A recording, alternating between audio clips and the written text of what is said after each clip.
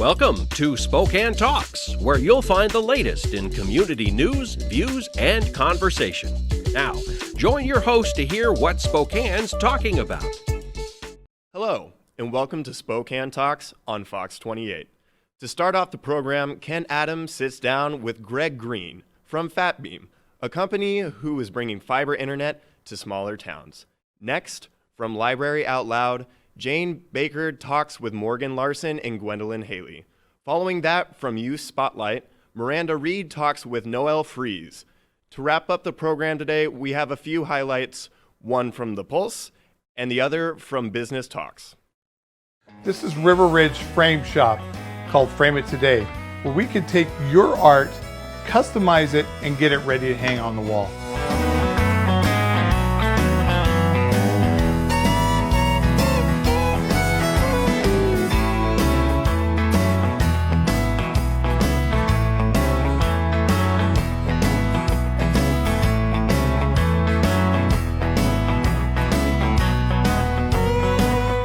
Here at River Ridge Hardware, 2803 West Garland. Well, welcome to a little segment from Business Talks, and I'm pleased to have Greg Green here, who is with, I'm not calling you names, Fatbeam, okay? And tell me, Greg, you have started and sold a number of business in the Spokane area, but you're no longer just Spokane, Correct. are you? Yeah. With what is Fatbeam? Let's start with that. So Fatbeam is a company that builds fiber optic networks, Okay. that delivers it to schools and hospitals in markets essentially under about 150,000 in population. Okay, outside of what I would call the metropolitan, Exactly. the cities. Exactly. Right, okay. So we, I grew up in Coeur d'Alene. I lived in Spokane a lot of my life because you and I were Yeah. familiar with one another. I always wanted to build my last company in Coeur d'Alene. So Okay. we're headquartered in Riverstone. We're in 40 markets across the United States. Wow. So we're in 7 western Today. states. Today. That's correct, Because today, yeah. I know you well enough now to Yeah. know that that's not where you're going to stop, That's is it? probably pretty accurate. That was a yes. That's a yes. Yeah. So we essentially, build these out these communities, and typically what you find is they have a phone company and a cable company. Yes. But it's almost like going back in time. I mean, Spokane's been built a couple of times by myself, and then others. Right. You've got Seattle that's been built with fiber 10 times. Yes. But you'll go back into some of these small communities, and it almost looks like pre-regulation, Yeah. regulatory, Even maybe dial yeah, phones. well, even, yeah, some really. Yeah. So I mean, and there's self-service and things like that. But when you're a business or a school and you're looking for a high-capacity fiber network Yes. for wide area networks or internet, the competition and the pricing, they're just not there. And so when Fatbeams enters a market like that, we sort of shake it up a little bit, Yeah. and it's good for economic development. So Absolutely. they bring other opportunities in. Right. I found it interesting when you talk about the cost of laying the fiber. Yeah, Okay, so it's $50,000 to hang it from the what we poles. would normally Correct. see, like the telephone company and everything else that we've seen all of our lives. That's correct. Cable companies, you name it. But when you put it underground, it goes from 50,000 to what? 100,000. Yeah, yeah. That's And serious money. That's serious per money. mile. That is correct. Okay. Per mile. And Per if mile. you're out in hinterland, you have to get out there to start with, not to mention from Very farm expensive. to farm or little Yeah. community, Yeah. and, those kinds of things. So, yeah. It can be very costly. In fact, in California, we've run into some basalt, Okay. where it's 150,000 because you're drilling through rock to Oh, get to. I think we have some of that up on the South We Hill. do. We Okay. do. We do. Yeah. And Vic, some of them have left it in their front yard, and so forth. Well, let's take a break. We'll come back, and I want to learn more about what you do and the number of fibers when you talk about fiber optics Wonderful. and all that right after this. This is River Ridge Frame Shop, called Frame It Today, where we can take your art, customize it, and get it ready to hang on the wall.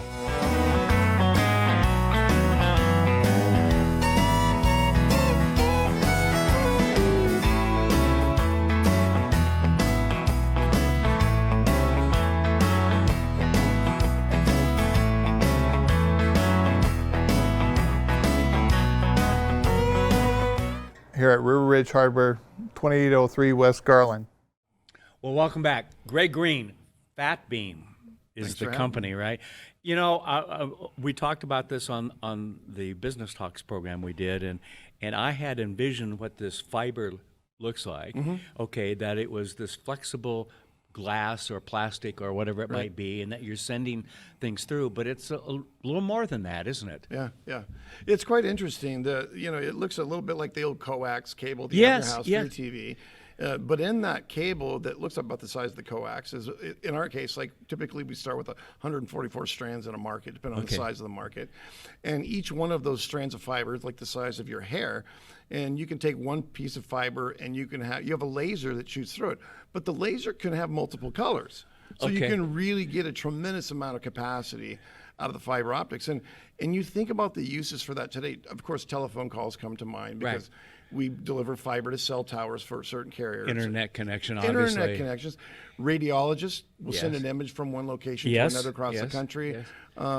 School districts will do distance learning. I mean, are you sending video through? We do send video through, and there's a lot of times, this is sort of interesting to us, a lot of times we are not even certain the uses. If we lease fiber to a carrier, say from Montana, they may be broadcasting it from another city. We're not clear. So it's really sort of fun, and we're pretty excited about the company, the opportunity, and its future. Yeah. And you did all of downtown a few years back, a couple of times. Yep, right? I have a couple of times. The old NextLink EXO Communication Days with Craig McCaw, and was the CEO of Vista Communications. That was a great run. Yeah, and that was the days when every utility wanted to be in the telecom space.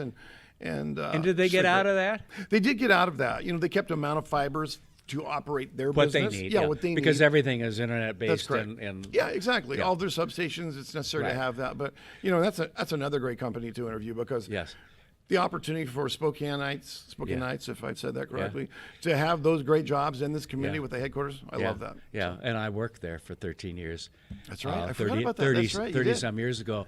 And I remember my first day, it was the old dial phone or kind of thing. And said Ma Bell on the bottom of it. I mean, the world has changed because we can carry that phone around today and talk to anybody in the world. Check the weather, the stock market. And it's not just the cell site because you're getting the information to that cell site through your fiber optics, right? That's correct. Yeah.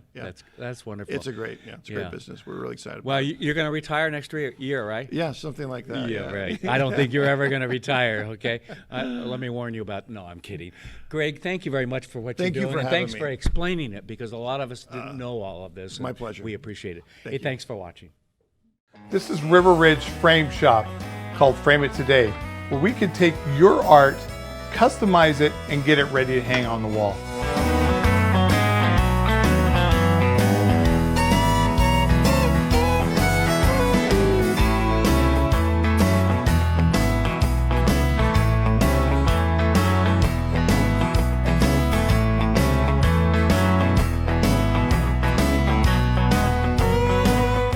Here at River Ridge Hardware, 2803 West Garland.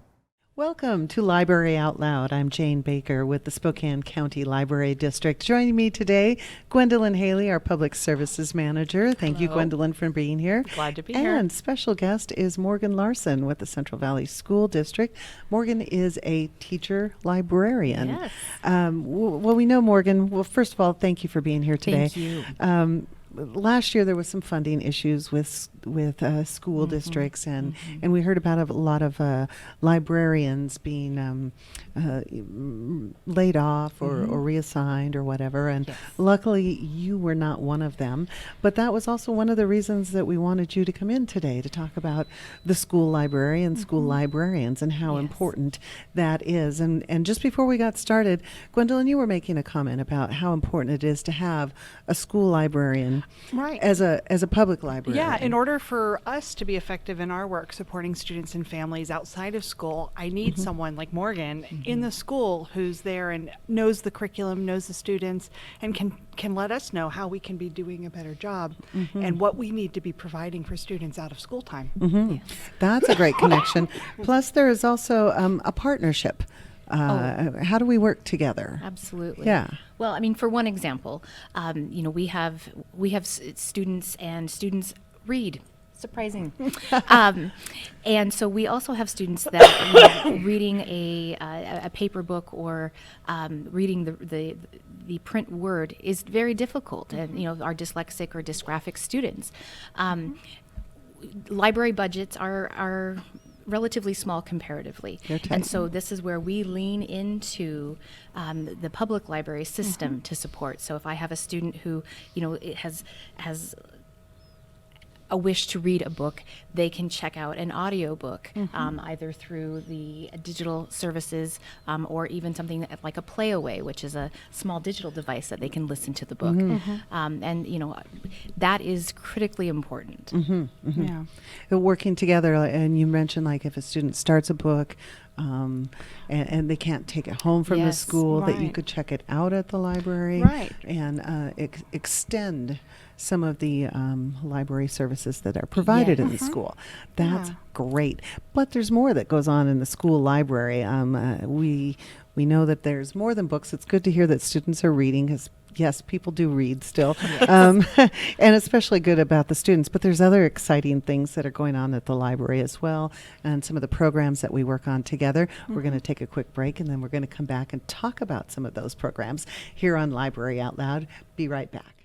This is River Ridge Frame Shop, called Frame It Today, where we can take your art, customize it, and get it ready to hang on the wall.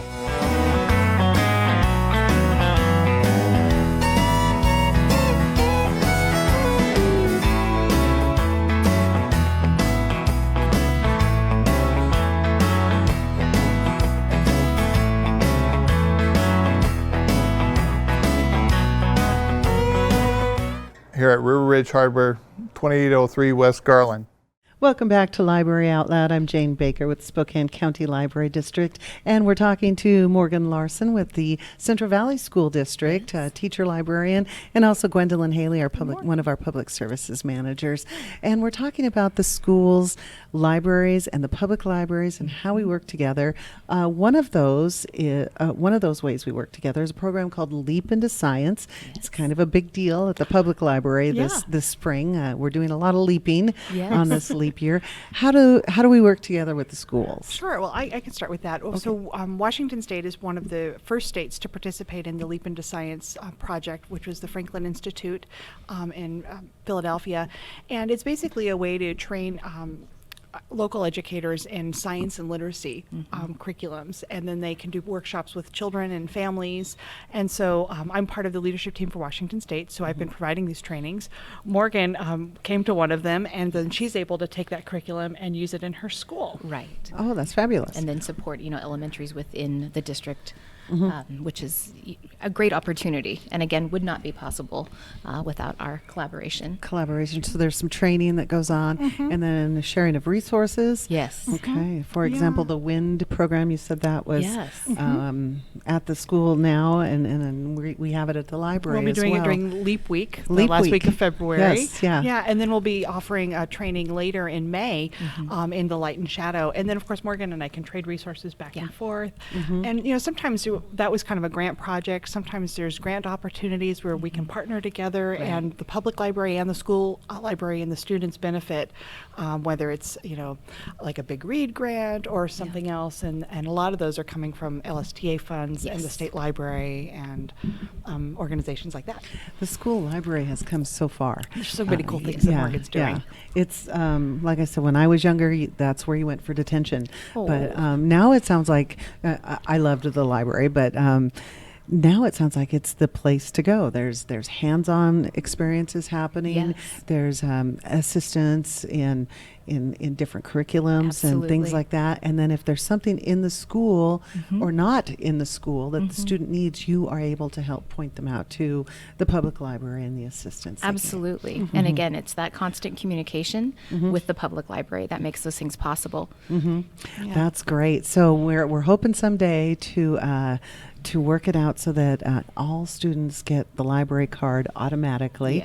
But in the meantime, they can come by the library and get one anytime. Yeah, it's really easy. Absolutely. And free. Morgan, thank you for the work that you do at the library, and there's so many important things happening. We do want to take a quick moment to remind everyone to vote. Central Valley has a levy on the ballot this spring, so vote by February 11th for that. Again, thank you for the work that you do for the kids and the school district and the county.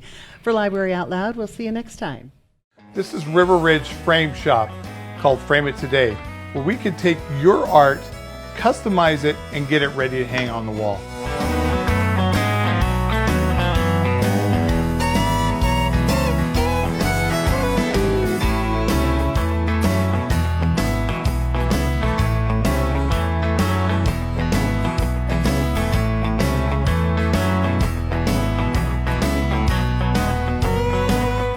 Here at River Ridge Hardware, 2803 West Garland. Hello, I'm Miranda. Welcome to Youth Spotlight. Today we're talking with Noelle. Noelle is very involved in plays and dancing. What would you say is your favorite play that you've ever been in? I played Mary Lennox in The Secret Garden, and that was just an amazing experience. So, yeah. And then where did your passion from plays come from? What kind of got you into all these plays that you've done? When I was 7, I auditioned for Les Mis at Spokane Civic Theater, and ever since then, just the amazing people and the amazing experience, I've just fell in love with it. So, yes. Nice. And what would you say is, you also, I heard, doing commercials, and I heard that you were in Fruity Pebbles. Yes. So tell me a little bit about that. What was so fun about it? I got to zip line out of a window. I got to eat Fruity Pebbles. There were a ton of people there, and there were like 100 people in the cast, and it was great because they were all just doing like flips, and there were so many colors. It was so colorful, and at the end there was a big confetti explosion, and the music was playing, and it was just, it was super fun. Great experience. And that commercial, a lot of your friends saw it, I heard. Yes. So you went back to school and everyone knew your name and was like, oh my gosh, that was you. Yeah. Nice. And what other plays have you been in? I was in Fiddler on the Roof. I was Little Red Riding Hood in Into the Woods at SVST, and that was a great experience. That was probably one of my favorite roles. And then I was in A Christmas Carol, A Christmas Story. I did A Christmas Story at Civic, and A Christmas Story at the INB for the local. There were 2 local girls chosen, and I got to be in it with one fun girls. So yeah, it's really fun. Sounds like a lot of fun for sure, yeah. So, and then you're also our drill team captain at your school. So what does that entail? How does that work? It involves a lot of leadership, organization, how to lead a team of girls, and how to speak, how to present yourself, and be organized right when you walk in, so that way you're not, I don't know what to tell you. But yeah, and choreographing the dances. It's all student led, so we choreograph them, choose the music, everything, lead them on. So yeah, that's really fun. And would you say that your passion for drill team kind of came from dancing? Yes, most definitely. And how long have you been dancing? I've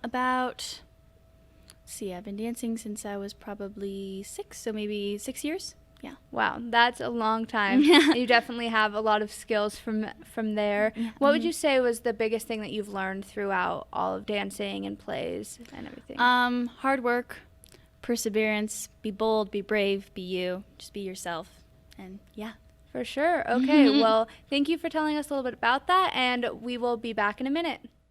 This is River Ridge Frame Shop, called Frame It Today, where we can take your art, customize it, and get it ready to hang on the wall.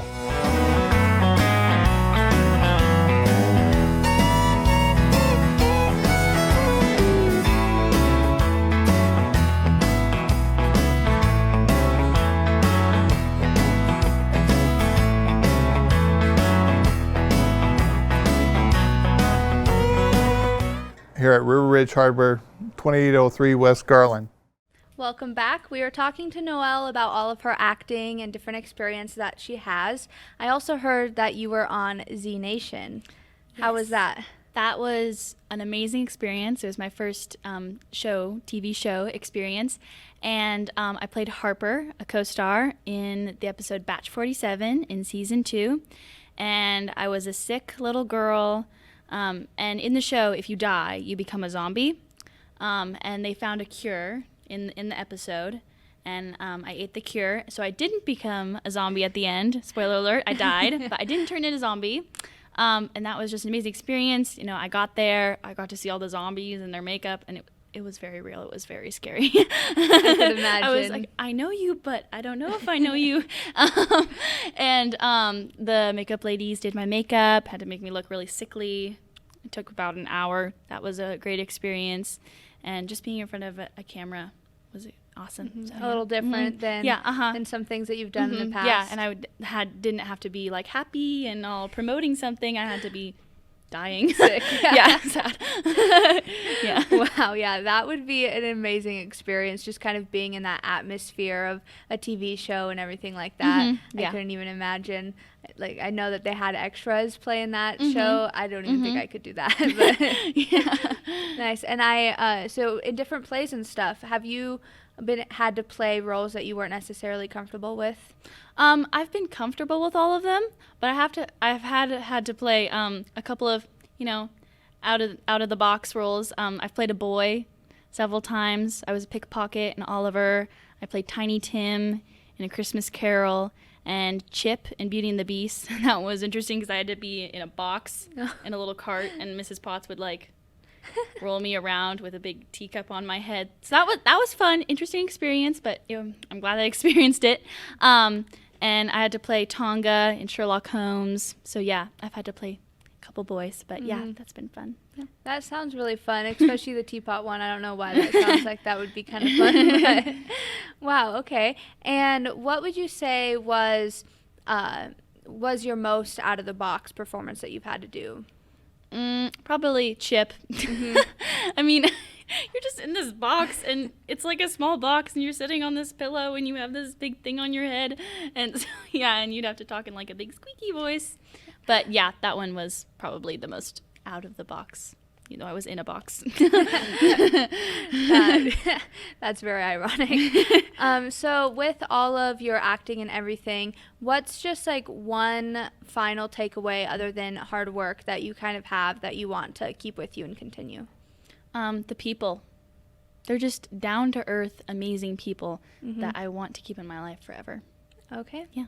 Perfect. That sounds really nice. And thank you so much for sharing your time with us and telling us about all of the cool experiences that you've had. And thank you, everyone, for watching. Very small and humble, and a lot of alone time for the first couple years.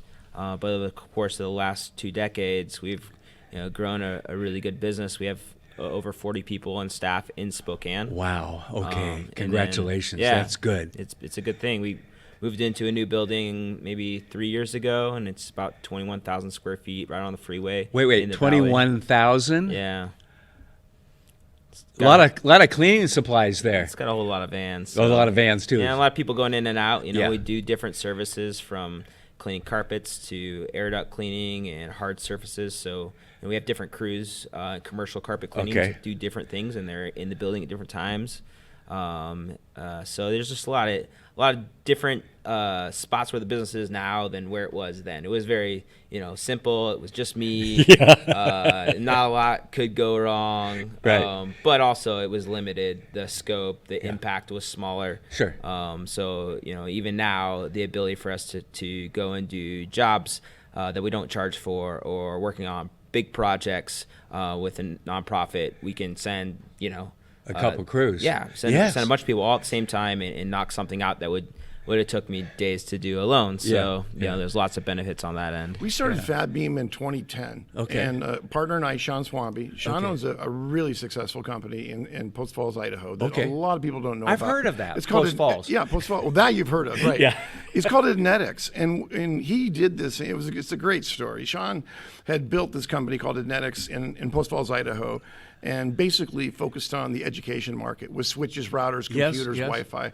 And he and I had met each other 20 years ago, and we had recently gotten back together. Well, that was in 2010. He said, Greg, I don't know what you're going to build next, but if we could build a company that could deliver fiber optic networks in what I would call tier 2 and 3 markets, right. the Not the Yakimas. metropolitan areas. Right, because I essentially have already done that. I built Spokane twice with NextLink and some other companies, and so if we could build Bend, Oregon, and Yakima, and Was other one of your markets first like questions, is there money there?